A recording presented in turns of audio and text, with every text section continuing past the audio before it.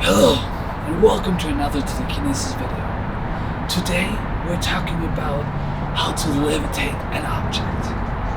I've done a couple of videos like this before, but I think I can give you one or two tips to do it better. The basic of that is to do push and pull telekinesis in a very high frequency.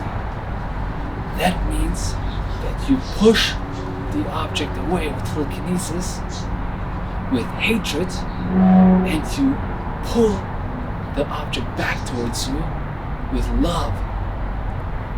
Then you push and pull, push, pull, push, pull, until it starts vibrating, swinging, and levitating. Again, the basic is push telekinesis and pull telekinesis. You have to really focus on your relationship to your object and all the memories you have. Focus on those and then start hating the object to push it away, but also loving the object and pull it back towards you. If you do that, it's gonna start levitating, okay?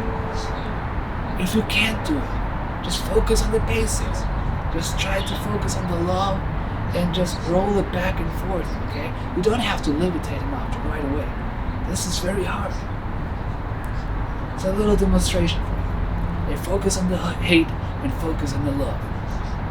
And then it starts to fly. But first, I start the breathing.